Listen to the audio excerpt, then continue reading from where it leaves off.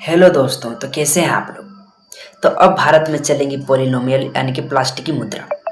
तो एक इंग्लिश अखबार के अनुसार जो बिजनेस स्टैंडर्ड के अनुसार बिहार यानी कि पटना और मुंबई में आरबीआई की दो बैठक हुई है, जिसमें यह निर्णय लिया गया कि पूरे भारत में अब कागजी मुद्रा को पूरी तरह से समाप्त करके प्लास्टिक मुद्रा को लाया जाएगा। तो बात रही प्लास्टिक मुद्रा के क्या लाभ हैं और उसे क्यों पूरे भारत में लागू किया जाएगा। तो बात रही प्लास्टिक मुद्रा, ये लंबे समय तक इसकी चलन किया जा सकता है, जल्दी से खराब नहीं होती, ना गंदा होता है, ना ये मुड़ता है, ना किसी प्रकार में पानी में गल सकता है। इसकी आयु अधिक समय तक होती है।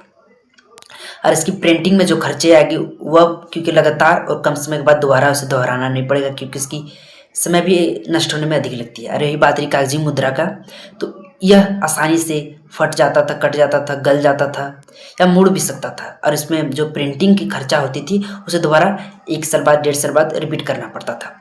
लेकिन कागजी मुद्रा में ऐसा नहीं होगा। और 2024 से 25 के फाइनेंशियल ईयर में देखा जाए तो 6400 करोड़ रुपये प्रिंटिंग में सिर्फ लगाए आरबीआई का आंकड़ा है। और उससे पिछला फाइनेंशियल ईयर देखा जाए 23 और 24 में, उसमें 5100 करोड़ रुपया लगा हुआ है प्रिंटिंग में।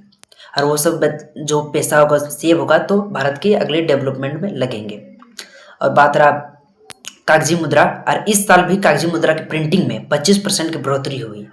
इसलिए आरबीआई ने एक ठोस कदम उठाया कि ना कागजी मुद्रा को समाप्त करके अब पूरे भारत में पॉलिनोमियल यानी कि प्लास्टिक मुद्रा का चलन किया जाएगा। अरे भारत इकलौता देश ऐसा नहीं है जिसने प्लास्टिक मुद्रा को चालन करने का प्रयास किया है। इससे पहले सबसे पहले 1968 में ऑस्ट्रेलिया ने इसे लागू किया था। और भी Canada, UK, Thailand, Singapore, Nigeria जैसे कई राष्ट्रों में लगभग 60 राष्ट्र ऐसे हैं जहां पर भी प्लास्टिक की मुद्रा चलते हैं।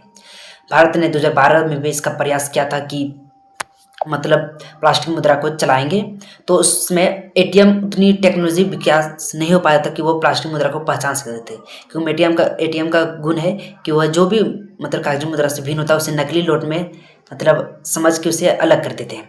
लेकिन अब आरबीआई ने बताया कि इतनी विकास हो चुकी है, एटीएम इतने आधुनिक हो चुके कि वह प्लास्टिक मुद्रा को सेफली पहचान सकते हैं और उसे संचालित कर सकते हैं। तो अब कागजी मुद्रा समाप्त होकर प्लास्टिक मुद्रा पूरे भारत में चलने वाला है।